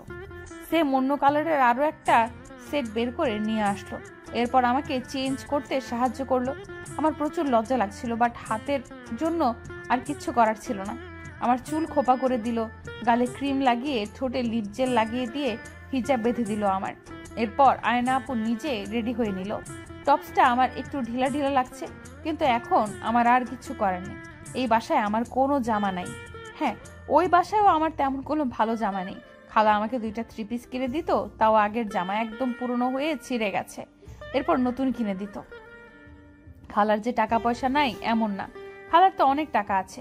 খালা তার ফ্রেন্ড দিয়ে কত পার্টি করে। তবে এগুলো সিয়াম ভাইয়া দেশে না থাকলে। আমি অবাক হতাম, সিয়াম ভাই থাকলে খালা একদম চেঞ্জ থাকতো, আর সিয়াম ভাই না থাকলে ড্রিঙ্ক করতো, ওয়েস্টার্ন ড্রেস পরতো। একদম দুটো মানুষকে আলাদা করা খুব কঠিন কাজ। আমি মার খাবার ভয়ে কখনো কিছু বলতাম না। যার যা ইচ্ছা করুক, আমার কি। আমাদের রেডি হওয়ার পর আমি আয়না আপুর মামা মামিদের থেকে বিদায় নিয়ে গাড়ির কাছে যাচ্ছি। সায়ান ভাইয়া নাকি ওখানেই আমাদের জন্য ওয়েট করছে। লামিসা আপুও সেখানে গেছে। ওখানে গিয়ে দেখি সায়ান ভাইয়া গাড়ির সাথে লেগে দাঁড়িয়ে আছে একদম স্টাইল করে। ব্লু শার্ট, কালো জিন্স, চোখে কালো চশমা। মানুষটাকে দেখে আবারও ক্রাশ খেলাম। ড্রাইভিং সিটে পাশের সিটে আগে লামিসা আপু বসে আছে। লামিসা আপু এখানে বসার কারণ আমার যতদূর মনে হচ্ছে ভাইয়ার সাথে বসতে চায়। দরজার এক সাইড খুলে দিয়ে সায়ান ভাইয়া আয়না আপুকে বসতে বলল। আয়না আপু ভাইয়ার কথা মতো বসে পড়লো। এবার আমাকে নিয়ে সায়ান ভাইয়া আরেক সাইডে গেল। ওই সাইডের দরজা খুলে মাঝের সিটে সে বসে পড়ল। আর আমি হা করে তাকিয়ে আছি। উনি কি আজ ড্রাইভ করবে না? এভাবে বড়দের মতো হা করে না তাকিয়ে থেকে উঠে পড়, তা না হলে তোকে এখানে ফেলেই আমি চলে যাব। কি ব্যাপার সায়ান, ওদের মধ্যে বসলা কেন? আজ কি তুমি ড্রাইভ করবে না? আজ আমার ভালো লাগছে না, যেহেতু রেস্টে আছি। আজ ড্রাইভার আঙ্কেল করবেন। সায়ান ভাইয়ের কথায় লামিসা আপুর চেহারা একদম চুপসে গেছে, মুখ কালো করে বসে রইল। আমি গাড়িতে ওঠার পরে দেখি এই বিষয়ে দুই ভাই বোন মুচকি মুচকি হাসছে। কি যে একটা মজা পাইছে তারা, তাদের দেখে বোঝা যাচ্ছে। এদের দেখে এবার আমিও একটু হাসলাম। কতদিন পরে নিজের কাছে শান্তি লাগছে বলতে পারবো না। ড্রাইভার আঙ্কেল এসে গাড়ি চালানো শুরু করলেন। গাড়ি নিজের গন্তব্যের উদ্দেশ্যে রওনা দিয়ে দিয়েছে। আহারে, বেচারি লামিসা আপু ড্রাইভারের পাশে বসে আছে। বসে বসে কেমন করছে।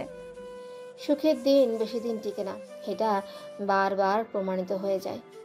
সেদিন শপিং মল থেকে সায়রা গায়েব হয়ে যায়। সায়ান সারাটার সময় সায়রাকে খুঁজে কাটিয়ে দেয়, কিন্তু কোনো খোঁজ পায় না। আজ চতুর্থ দিনে পা দিল, সায়রার কোনো খবর নেই। সায়ানের বাবা মা, সায়ান, আয়না একদম চুপচাপ হয়ে গেছে। সায়ান তো এতটাই চুপচাপ হয়ে গেছে যে বোঝাই যায় না এটা সায়ান। থানায় জিডি করা হয়েছে, পুলিশটা অনেক চেষ্টা করে যাচ্ছে, সায়রার খোঁজ পাচ্ছে না। সায়ান শিয়াম আর ওর মায়ের কাছেও গিয়েছে, কিন্তু কোনো খোঁজ যায় না। উল্টো সায়ানকে ব্লেম করছে সায়রার গায়েব হয়ে যাওয়ার পিছে। সায়ান ঠিক করলেও আজ আবারও যাবে সিয়ামদের বাসায়, তবে চুপি চুপি। যেই ভাবা সেই কাজ। সায়ান সিয়ামদের বাড়ির উদ্দেশ্যে বেরিয়ে গেল। সিয়াম, সায়রা কোথায় আছে? আমি জানি এটা তোর কাজ। আম্মু কি সব বলেছো তুমি? আজব, আমার কাছে কিভাবে আসবে সারা? আমি তোকে জন্ম দিয়েছি সিয়াম, আমার সাথে চালাকি করিস না। তুই তো চাস সায়রাকে বিয়ে করতে, তাই না? আমি নিজে দিব তোর সাথে ওর বিয়ে। কিন্তু আম্মু, ওরে বিয়ে করলে খবর জানলে মামা মামি আমার সাথে আয়ানার বিয়ে দিবে না, আর আমি আয়ানাকেও ছাড়তে পারবো না। কী সব আবল তাবল বকছিস তুই? বাবা, এইগুলো কোন ধরনের কথা? সায়রাকে ভালোবাসলেই তুই আয়ানাকে ছাড়তে পারবি না কেন? কারণ সারা আমার ছোটবেলার জিদ ভালোবাসা, তাই ওকে আমার চাই অল্প দিনের জন্য হলেও। আয়ানা আমার আবেগ মা, ওর প্রতি আমি দুর্বল, তাই ওকেও ছাড়া আমার পক্ষে সম্ভব না। তাহলে সায়রাকে যেখানে রেখেছিস ওখানেই ও থাকুক, তুই আর আমি গিয়ে তোদের বিয়ে দিয়ে দিব। আয়না বা ভাইয়ের ফ্যামিলি যেন না জানে। আমি তাদের বুঝিয়ে মাফ চেয়ে আবার আয়নার সাথে তোর বিয়ের কথা তুলবো। উফ মা, you are great, I love you so much. Siam ওর মায়ের বুদ্ধিতে ইমপ্রেস হয়ে গেছে। সে ভাবতেও পারেনি তার মা এত সহজেই রাজি হয়ে যাবে। আর যাই হোক, সে সায়রাকে ছাড়তে পারবে না। ছোটবেলা থেকেই সায়রার উপর করা অত্যাচার তার অভ্যাসে পরিণত হয়েছে। সায়রা তার রাগ জিদ আর সায়রাকে তার চাই, একবারের জন্য হলেও। সারা পাখি, অনেক উড়েছিলে না? তুমি সায়ানকে দেখে কি ভেবেছিলে? সায়ান ফিরে এসেছে, এখন কে তোমাকে বাঁচাবে? আমি সিয়াম বেঁচে থাকতে এসব কখনোই হবে না। সায়ন তোকে কখনোই পাবে না, আর না খোঁজ পাবে তুই কোথায় আছিস। শ্যাম এতক্ষণ মনে মনে দাঁড়িয়ে এসব কথা ভাবছিল। সে জানে তার কী করতে হবে। সে তার মাকে পুরোপুরি বিশ্বাস করে। শ্যামের মা যখন শ্যামকে একবার বলেছে, তখন সে সায়রা আর আয়না দুজনকেই এনে দেবে তাকে। কি হয়েছে? এইভাবে দাঁড়িয়ে কি ভাবছিস তুই সিয়াম? আব কিছু না আম্মু, আমার ক্ষুধা লাগছে, খাবারের ব্যবস্থা করো, আমি রুম থেকে ফ্রেশ হয়ে আসি। শ্যাম চলে যাওয়ার পরে শ্যামের মায়ের হাসি খুশি মুখ এবার গম্ভীর হয়ে গেল।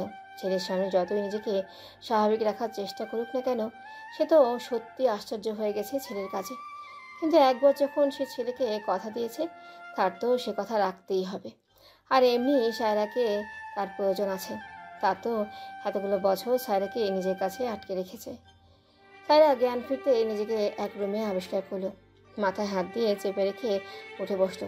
সায়রাকে দেখে মনে হচ্ছে সে নেশা করেছে। এমন লাল হয়ে আছে তার আঁখি যুগল। মেয়েটার মুখ শুকিয়ে আছে। সায়রাকে দেখে মনে হচ্ছে সে নিজের মধ্যে নাই। সামনে তাকিয়ে দেখে টেবিলের উপর পানির জগ আর গ্লাস রাখা। সে কোনো মতে উঠে টলতে টলতে সেখানে গিয়ে বাম হাত দিয়ে পানি ঢেলে খেয়ে নিল। আয়না আপু, মামিমা, সায়ন ভাইয়া, তোমরা কোথায়? আমাকে এখানে আটকে রেখেছো কেন? সায়রার কথাগুলো কেমন অস্পষ্ট হয়ে ভেসে আসছে। গলার স্বর কেমন অদ্ভুত শোনা যাচ্ছে। নিজেই নিজের উপর বিরক্ত হচ্ছে সায়রা। এমন কেন লাগছে তার? ঘুমে চোখ ভেঙে আসছে। সে আবার ধূপ করে ফ্লোরে বসে পড়ল। দাঁড়িয়ে থাকা পসিবল হচ্ছে না তার। সে ধীরে ধীরে বেডের মধ্যে গিয়ে আবারও শুয়ে পড়ল। সায়ান শিয়ামদের বাড়ি থেকে কিছুটা দূরে বসে রইল। যখন শিয়াম বা ওর মা কোথাও যাওয়ার জন্য বের হবে, সে তাদের ফলো করবে। সায়ানের পুরো বিশ্বাস, সে যদি ওদের ফলো করে তাহলে সে সায়রার কোনো না কোনো খবর পাবেই। সায়রা কেমন আছে, কি করছে, এসব ভেবেই সায়নের চোখ থেকে দুফোঁটা পানি গড়িয়ে পড়ল।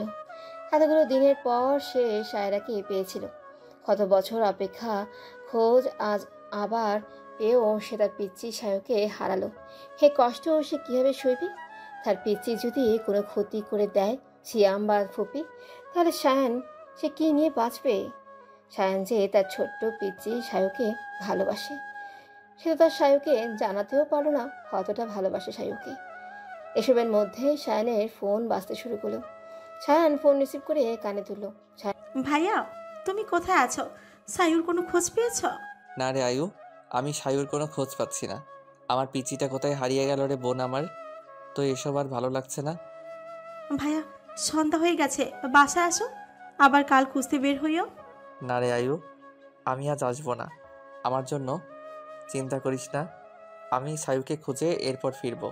ওখানেই বসে বসে অপেক্ষা করতে লাগলো যে কখন তারা বের হবে আর সে তার সায়ুর খোঁজ পাবে। শায়নের পূর্ণ বিশ্বাস সায়ুর খোঁজ সিয়াম আর ফুপিই জানে। ওদিকে সিয়াম ওর মাকে বকেই পিছের গেট দিয়ে বের হয়ে গেছে সায়রার কাছে যাবে বলে। ওখানে গিয়ে সায়রাকে যদি রাজি না করাতে পারে, তাহলে সে তার মাকে কল দিলেই তার মা তখন যেন চলে যায়। সিয়াম সায়রাকে যেখানে আটকে রেখেছে ওই বদ্ধ রুমে প্রবেশ করে। নিষ্পাপ ঘুমন্ত সায়রার মুখের দিকে নিষ্পলক তাকিয়ে আছে সিয়াম। কি সুন্দর মায়াবী দেখতে সায়রা। সায়রার এই শান্ত স্বভাবের কারণেই তার প্রতি অনুভূতি তৈরি হয়েছে সিয়ামের। সিয়ামের হাজারো মায়ের অত্যাচার যখন চুপচাপ সহ্য করেও কোনো কথা বিচার দিত না, তখন থেকেই সায়রাকে আরও কষ্ট দিত। সিয়ামের এসব অভ্যাসে পরিণত হয়ে গেছিল। তাই ওর মা ওকে সায়রার থেকে দূরে রাখতে বিদেশ পাঠিয়ে দেন পড়ালেখার জন্য। তারপরেও শ্যাম ঠিক করে রেখেছে যে সে সায়রাকেই বিয়ে করবে, আর যেভাবেই হোক শ্যামের সাথেই তার বাকি জীবন কাটাতে হবে। ছোটবেলায় সায়রা সারাদিন সায়ন ভাই করতো। সব আবদার, খাওয়া দাওয়া সব কিছুতেই সায়রার কাছে সায়ন ভাই আগে। এসব সিয়ামের সহ্য হতো না। সিয়াম আর সায়ান সমবয়সী, তবুও সায়ান বেশি ভালোবাসা পেত। সায়রাকে পানি মেরে ঘুম থেকে টেনে তুলল সিয়াম। অনেকটা সময় যাওয়ার পরে সায়রা স্বাভাবিক হলো, আর ধীরে ধীরে সব কথা মনে পড়তে লাগলো। এখানে আনার পর সিয়াম সায়রাকে ড্রাগের উপর রেখেছে, যাতে সায়রা কিছু করতেই না পারে। আমাকে কেন এভাবে তুলে আনলেন সিয়াম ভাই? আমি আপনার কি ক্ষতি করেছি? তুই তো আমার সব থেকে বড় ক্ষতিটাই করেছিস। যাই হোক, এত কথার সময় নাই, আজ আমাদের বিয়ে হবে এটা জানাতে এসেছি। সায়রা পায়ের নিচের মাটি সরে গেল। সিয়াম এসব কি বলছে? বিয়ে নিশ্চিত তার মাথা খারাপ হয়ে গেছে। আমার সাথে মজা করা ছাড়ুন আর আমাকে যেতে দিন। সায়ান ভাই হয়তো আমাকে খুঁজছে। আপনার মাথা ঠিক আছে? আমাকে এভাবে তুলে নিয়ে আসার পরে বিয়ের কথা কিভাবে বলছেন? আমি সম্পূর্ণ ঠিক আছি। আমি তোকে বিয়ে করতে চাই। আমি ভালোবাসি তোকে। আপনি আপনার মজা আপনি অবধি সীমাবদ্ধ রাখুন। আর আপনি ভালোবাসেন? হাসালেন। তোর দেখি অনেক সাহস বেড়ে গেছে সায়ন আসার পরে। সাহস দেখানোর মতো আমি তো কিছু করি নাই। আর এসব মজা বাদ দিন, আমাকে যেতে দিন। যেতে দেওয়ার জন্য তো আমি আনি নাই তোকে। আজ একটু পর তোর আর আমার বিয়ে। আমি তোকে ভালোবাসি, এটাই সত্য। ভালোবাসার অর্থ না জেনেও মানুষ নিজের চাহিদার জন্য ভালোবাসি শব্দটা কি সুন্দর ব্যবহার করে, তাই না সিয়াম? তুই ভুল বুঝছিস আমাকে সারা। আমি তোকে সত্যি ভালোবাসি, অনেক বেশি। আচ্ছা, ভালোবাসা মানেই কি আমার সাথে রাত কাটানো? ভুল বুঝিস না আমাকে সায়ু। সিয়াম ভাই, তুমি না আয়না আপুকে ভালোবাসো? না রে, আমি শুধু তোকে ভালোবাসি। আয়ানা শুধু আমার প্রয়োজন। একজন ভালোবাসা তো অন্যজনের প্রয়োজন, এ কেমন ভালোবাসা সিয়াম ভাই? সায়ু প্লিজ, তোকে আমি বোঝাতে পারবো না, তবে আমার দুইজনকেই চাই। যেমন তোর জন্য আয়ানাকে ছাড়বো না, আর না আয়ানার জন্য তোকে। প্লিজ, এইভাবে আর কত নিচে নামবেন? আপনার ওই মুখে আমার নাম নিবেন না। আমার নাম সায়ারা সায়ুন না। আর আপনি না আমার যোগ্য, আর না আয়না আপুর। আমি দোয়া করি আপনার মতো মানুষ যেন আয়না আপুর আশেপাশেও না ঘেঁষতে পারে। এতক্ষণ ধরে আমি খুব ভালোভাবে তোকে বোঝানোর চেষ্টা করেছি, কিন্তু আমি ভুল। তুই ভালোভাবে কথা বলার যোগ্য না। হ্যাঁ, বেরিয়ে আসলেন না নিজের আসল মুখোশে? সে আমার কোনো কথা না বলেই চুপচাপ সায়রাকে বাঁধতে লাগলো। সায়রা কোনো কথাই কানে যাচ্ছে না। সায়রা কোনো কথাই সে কানে নিচ্ছে না। আজ যেভাবেই হোক তাকে সায়রাকে বিয়ে করতেই হবে। ফোন বের করে তার মাকে বলল কাজে নিয়ে তাদের পুরান বাড়িতে চলে আসতে। শিয়ামের মা আলমারি থেকে প্রয়োজনীয় সব কাগজপত্র বের করে বাড়ি তালা দিয়ে বের হয়ে গেল। শিয়াম গাড়ি নিয়ে যাওয়ায় তাকে সিএনজি করেই যেতে হবে। ফুপিকে এভাবে তাড়াহুড়া করে বের হতে দেখে সায়ানও নিজের গাড়িতে উঠে ফলো করতে লাগলো। সায়ান ফোন বের করে পুলিশকে কল দিল। হ্যালো স্যার, আমি শায়ান মাহমুদ বলছি। আমি আমার লোকেশন আপনাদের সেন্ড করছি। আপনারা আমাকে ফলো করে আমার সাথে আসুন। আমি সায়রার কাছে যাচ্ছি। ওর খোঁজ পেয়েছি আমি। কি বলছেন ডাক্তার মাহমুদ? আপনি জলদি লোকেশন সেন্ড করুন, আমরা আসছি। সায়ান ফোন কেটে দিয়ে আবারও ফলো করতে লাগলো। ফুপি কাজী অফিসের সামনে নেমে ভেতরে গিয়ে কাকে নিয়ে আবারও রওনা দিল। ব্যাপারগুলো সায়ানের খুব সন্দেহ লাগছে। ফুপি তাদের পুরন বাড়িতে গিয়ে থামলো। সায়ান ওখান থেকে অনেকটা দূরেই তার গাড়ি থামিয়ে চুপি চুপি গেল। শ্যাম বাড়ি থেকে বেরিয়ে ওর মাকে জড়িয়ে ধরল। আম্মু, তুমি গিয়ে সারার পাশে বসো আর বুঝাও। না বুঝলেও সমস্যা নাই, আমাকেই ওর আজকে বিয়ে করতে হবে। আচ্ছা শোনো, আমি একটু আসছি, বুঝলা? তুমি যাও। কই যাস তুই? তাড়াতাড়ি আসিস ফিরে। সাথে 2 জন লোক নিয়ে আসিস, সাক্ষী লাগবে। আচ্ছা যাও। শ্যাম যাওয়ার পরে ওর মা আর কাজী সাহেব বাড়িতে ঢুকলেন। শায়ন আবারও তাদের পিছিয়ে গিয়ে দরজা আড়ালে দাঁড়ালো। সায়রাকে চেয়ারের সাথে বেঁধে রাখা হয়েছে। ফুপিকে দেখে তার চোখ দুটো জলজল করে উঠল। শ্যামের মা সায়রার মুখে বাঁধন খুলে দিল। খালা, আমাকে বাঁচান। সিয়াম ভাইয়ের মাথা খারাপ হয়ে গেছে, উনি আমাকে বিয়ে করতে চাইছেন। এত ঢং করার কি আছে? তোর ভাগ্য ভালো আমার ছেলে তোকে বিয়ে করতে চাই। বিয়ে তো তোর সিয়ামের সাথেই হবে। আর যাই হোক, এই নে পেপার, সাইন করে দে। এটা কিসের কাগজ খালা? এত প্রশ্ন করাস কেন? সাইন দিতে বলেছি, তুই দিবি। আমাকে যদি এটা কিসের কাগজ নাই বলেন, তাহলে আমি কেন এখানে সাইন করব? বাহ বাজ, 2 দিনে এতটা সাহস কিভাবে হলো রে? তোর সিয়াম তো ঠিকই বলেছে তাহলে। শোন, এটা সম্পত্তির কাগজ। তোর মা তোর নামে আমার বাবার সমস্ত সম্পত্তি লিখে দিয়েছে, তা এখন তুই নিজের ইচ্ছায় আমার নামে লিখে দিচ্ছিস। খালার কথায় আমিও অবাক হয়ে যাই। প্রচুর সম্পদ, তাও নানা ভাইয়ের, সব আমার নামে আম্মু লিখে দিচ্ছে। দরজার আড়ালে থাকা সায়ান ও এসব কথায় প্রচণ্ড অবাক হয়ে যায়। সায়ান দেরি না করে পকেট থেকে মোবাইল ফোন বের করে রেকর্ড করা শুরু করে। সারা আশ্চর্য হয়ে তার খালার দিকে তাকিয়ে আছে। কী থেকে কী হচ্ছে সব তো আর ভাবনার বাইরে যাচ্ছে। ছেলে এতক্ষণ বিয়ে বিয়ে করে মাথা কাটছিল, আর মা এখন আসছে সম্পত্তির দলিলে সাইন করাতে। এদের মা ছেলের মাথায় কি গন্ডগোল দেখা দিচ্ছে? ওদিন হাসপাতালে বলল হায়নার সাথে সিয়ামের বিয়েতে কোনো বাধা না দিতে, আর আজ সিয়াম সায়রাকে বিয়ে করবে, ওটা তার ভাগ্য। খালা, আমার মনে হচ্ছে আপনার ডাক্তার দেখানো উচিত। মা ছেলে আমাকে তুলে এনে কি মজা নিচ্ছেন। নানা ভাইয়ের সম্পত্তি কিভাবে মা আমাকে লিখে দিবে? তোর কি মনে হয় সায়রা, আমি তোকে এভাবেই রেখেছি? কিছু চিন্তা ভাবনা ছাড়াই এত বছর পেলে তোকে বড় করেছি? আরে বলত, আমার বাবার বড় মেয়ে ছিলাম আমি, অনেক আদরের ছিলাম। বাবার পছন্দের ছেলের সাথে বিয়ে ঠিক হয় আমার, কিন্তু আমি ভালোবাসতাম সিয়ামের আব্বুকে। বিয়ের আগে পালিয়ে যাওয়ায় বিয়েটা তোর মায়ের সাথে হয়। তখন থেকে আমার বাবা মা আর আমাকে ভালোবাসে না। পালিয়ে আসার পরে আমি আরও অবাক হই, যাকে আমি ভালোবাসতাম, যা জেনে তার প্রেমে পড়েছিলাম, আসলে তার তেমন কিছুই নাই। উচ্চবিত্ত পরিবারের মানুষ হয় আমি যখন জানতে পারলাম আমার স্বামী বেকার, অনাথ, তখন আমার মাথায় কিছুই আসছিল না। ফিরে যাওয়ার কোনো পথও ছিল না আমার। এরপর অনেক কষ্টে আমি দিন কাটাতাম। সিয়ামের আব্বুর সাথে সিয়াম যখন হয়, তখন তোর মায়ের সাথে আমার দেখা হয়। আমাদের বড় ভাই সায়ানের আব্বু তো তখন ও বিদেশে সেটেল, ওখানেই বিয়ে করে থাকছে। এর মানে সব সম্পত্তি তোর মা একাই গ্রাস করেছে। এই সব ভাবনা আর আমাকে ঠিক থাকতে দিল না। আমি তোর বাবা মায়ের পায়ে ধরে ক্ষমা চেয়ে কান্নাকাটি করলাম, আমার অবস্থা সব বললাম। এতে তারা গলে গেল। আমাকে সিয়ামের বাবাকে আবারও ফিরে নিল।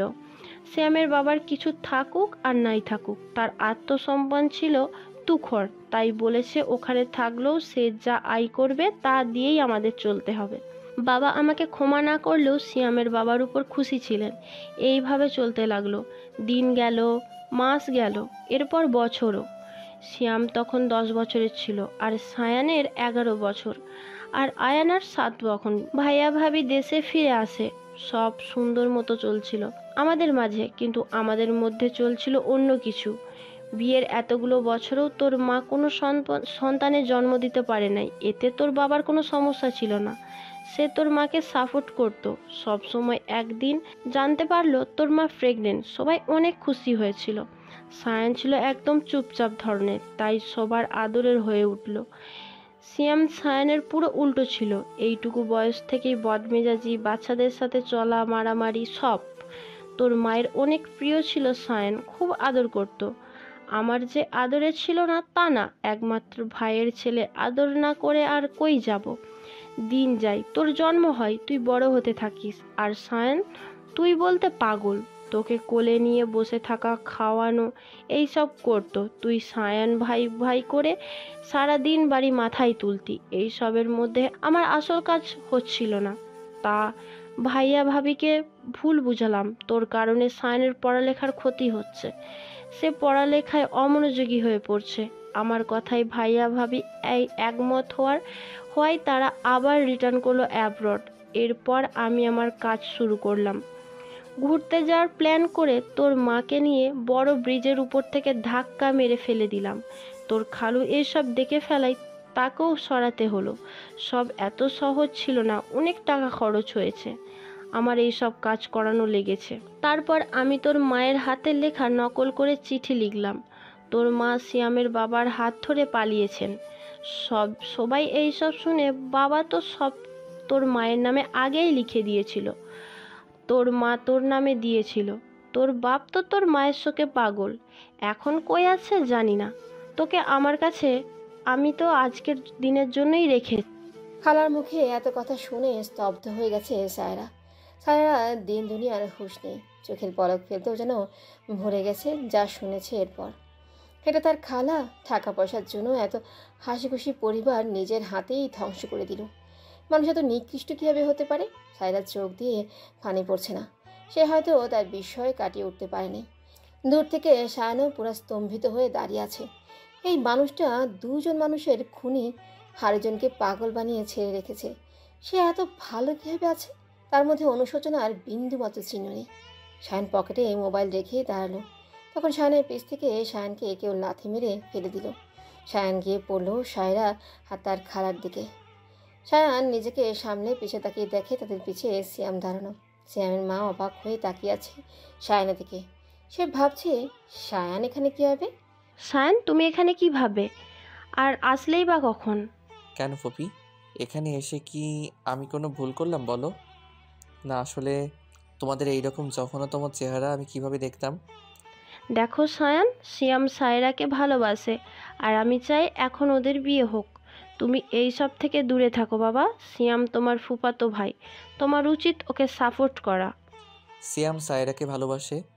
সায়রা কি তাকে ভালোবাসে? সায়রা কি নিজের মুখে এসব বলেছে আপনাদের? আর আপনাদের মতো ক্রিমিনালদের মাঝখানে আমি সায়রাকে দিব আপনাদের ভুল ধারণা ফুপি। মা, তুমি ওকে এত বুঝাইছই বা কেন? কে ও যে ওর সাথে পারমিশন নিতে হবে? সিয়ামের কথা শেষ হওয়ার আগেই সিয়ামের পেটে সায়ান নিজের শরীরের সর্বশক্তি খাটিয়ে এক ঘুষি দেয়। সিয়াম পেট ধরে নিচে ফ্লোরে বসে পড়ে। সায়ান ক্ষান্ত হয় না। সে উঠে আবারও মারতে যাবে, এমন সময় সায়ানের পেছন থেকে সায়ানের মাথায় বালতিতে আঘাত করে সিয়ামের মা। সায়ান ভাই। সায়রা নিজেকে সামলাচ্ছিল। তখন কিছু বুঝে ওঠার আগে সায়ানকে দেখে আর এখন ফুপি এভাবে মারায় চিল্লিয়ে ওঠে। সিয়ামের ইশারায় সিয়ামের সাথে আসা লোকগুলোও মারতে লাগলো সায়ানকে। সিয়াম ভাই থামেন, আর মাইরেন না সায়ান ভাইকে। খালা ওদের থামতে বলুন, সায়ান ভাই ব্যথা পাচ্ছে। আচ্ছা, ছাড়তে বলবো নে, আগে তুই আমার এই কাগজে সাইন করে দে। আমি সাইন করে দিব, তুমি ওদের থামতে বলো। সায়ান উঠে ওদের সাথে মারামারি করতে লাগলো আর খালা তাড়াতাড়ি করে সাইন করতে বলে। এর মাঝে পুলিশরাও চলে আসে। তারা চলে আসায় সিয়াম আর ও মা অবাক হয়ে যায়। সায়ান গিয়ে সায়রাকে ধরে। সায়রা সায়ানকে জাপটে ধরে কান্না শুরু করে দেয়। Thank you mister Sayan. আচ্ছা, আপনি টাইমলি আমাদের ইনফর্ম না করলে হয়তো আমরা এখানে আসতেই পারতাম না। It's okay sir. সায়ান তার মোবাইল বের করে কিছুক্ষণ আগে করা ভিডিওটা প্লে করে। ভিডিওটা চলছে আর সিয়ামের মা আশ্চর্য হয়ে নিচের দিকে তাকিয়ে ভাবছে যে তিনি হবে ফেঁসে যাবেন কল্পনাও করেন নাই। আজ ছেলের সামনে যেটুকু সম্মান ছিল সব যাবে। যে সম্পত্তির জন্য বোন, বাবা, মা, স্বামী কারো কথাই ভাবে নাই, আজ সে সম্পত্তি হারালো। শেষ ছিল তার ছেলে, আর আজ তার চোখে সে ছোট হয়ে গেল। সিয়াম ভিডিও দেখছে আর তার মায়ের দিকে তাকাচ্ছে। সে কিছু বিশ্বাস করতে পারছে না। সিয়ামের চোখ দিয়ে পানি পড়ছে। সে বাবাকে খারাপ ভেবে ঘৃণা করেছে। যে খালা তার বাবাকে কেড়ে নিয়েছে বলে তার মেয়েকে এত অত্যাচার করেছে, আজ জানতে পারলো এসব কিছুই ঘটেনি। এত কিছু তার মা নিজ হাতে খুন করেছে। আম্মু, তুমি এতটা জঘন্য কিভাবে হলে? আমার থেকে আমার বাবাকে কেড়ে নিলে। আই হেট ইউ আম্মু, আই হেট ইউ। খালা, আপনি সামান্য সম্পত্তির জন্য আমাদের সবার জীবনটা শেষ করে দিলেন। আমার কথা আমি বলবো খালুকে। তো আপনি ভালোবাসেন তাকে নিয়ে নিজের হাতে কিভাবে মারলেন? এটা কেমন ভালোবাসা? আমাকে ক্ষমা করে দে সায়ারা। আমি কিভাবে ক্ষমা চাচ্ছি তোর কাছে? আমি এসবের যোগ্য না।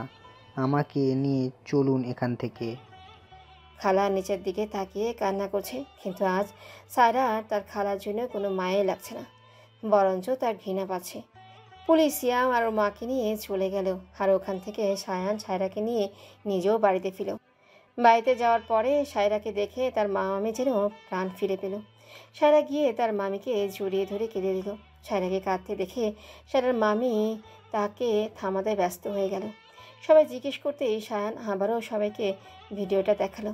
সায়রার মা মামি চুপচাপ বসে আছে। তার বোন এত খারাপ কাজ করলেও আর সে তা জানতেও পারল না। তাদেরও দোষ আছে। আর যদি তারা নিজেদের কথা না ভেবে দেশে সবার সাথে থাকতো তাহলে এত কিছুই হতো না। সায়রাকে থামিয়ে আয়নার সাথে রুমে পাঠিয়ে দিল মামি। শায়ানকেও ফ্রেশ হতেও পাঠালো, নিজেও গেল খাবার গরম করতে। রাতে সবাই একসাথে বসে খাবার খেলো। রাত 12টা বাজে। এখন সবাই ঘুমাতে ব্যস্ত। শুধু ঘুম নেই সায়রার চোখে। সে উঠে বের হলো পানি খেয়ে ফেরার সময় সায়ন সায়রার হাত ধরে টেনে নিয়ে ছাদে গেল। কি ব্যাপার সায়ন ভাই, এত রাতে আমাকে ছাদে কেন নিয়ে যাচ্ছেন? আরে গাধি, চুপ। এভাবে কথা বললে সবাই উঠে যাবে। এত কথা না বলে চুপচাপ আমার সাথে আয়। আরে এত রাতে ছাদে যাওয়া ঠিক না ভাইয়া, সকালে আইসেন, এখন না। তুই চুপচাপ আমার সাথে আস, কথা বলবি না, না হলে খবর আছে। সায়রা সায়নের কথায় চুপচাপ এবার সায়নের পিছু পিছু যেতে থাকলো। ছাদে উঠে এবার সায়রার সামনে হাঁটুতে ভর দিয়ে বসে সায়রা অবাক হয়ে তাকিয়ে আছে। কিভাবে কি বলবো সায়রা আমি জানি না। সবার মতো এত করে নিজের ফিলিংস ঢাকঢোল পিটিয়ে বলতে পারবো না। ছোট থেকে আমি আমার সাথে সাথে তোকে রাখতাম, কারণ ফুপি একটা কিউট পুতুল আমাকে এনে দিয়েছিল। আমাকে আমার খেলার সাথী এনে দিয়েছিল। আমার পুরোটা সময় তোকে দেখভাল করতেই কেটে যেত। একদিন ফুপি আমাকে বলে তোর সব দায়িত্ব আমাকে নিতে, তোর খেয়াল রাখতে। আমি তখন অষ্টম শ্রেণীতে পড়া একজন মানুষ, অতটাও ছোট ছিলাম না। তখন থেকে ঠিক করেছি আমার জীবনের একমাত্র মেয়ে কেবল তুই হবি, আমার স্ত্রী হবি। এরপর মায়ের কি হলো, নানান অজুহাত কসম দিয়ে আমাকে তোর থেকে দূরে করে দিল পিচ্ছি। আমার অনেক কষ্ট হতো তোকে ছাড়া থাকতে, তবু আমি নিজের পায়ে দাঁড়ানোর জন্য চুপ থাকি। বিশ্বাস কর, আমি যদি জানতাম তুই ভালো নাই, আরও আগে আসতাম তোর খোঁজার জন্য। কত চেষ্টা করে আমি করেছি তুই জানিস না। এরপর তোর কলেজের পাশের হসপিটালে জয়েন করি, দূর থেকে তোর খোঁজ নেই, অপেক্ষা করি সঠিক সময় আসার। আজ আমি আমার পিচ্চির কাছে জানতে চাই, আমাকে বিয়ে করবি পিচ্চি? এই মানুষটার পাগলামি সহ্য করবি? সায়নের এত কথা শুনে মনে মনে অনেক খুশি হয়ে যায় সায়রা। সেও তো তার সায়ন ভাইকে খুব ভালোবাসে। আমার হাঁটুতে ব্যথা করতেছে, জলদি বল, এভাবে আর কতক্ষণ বসে থাকবো? সায়রা সায়নের কাঁধে ধরে উঠে দাঁড় করালো। সায়নের বুকে নিজের মাথা রেখে বলল, আমিও আপনাকে ভালোবাসি সায়ন ভাই। খাটাক তারা নিজেদের মতো করে তাদের ভালোবাসার সময় পূর্ণতা পাক সবার ভালোবাসা।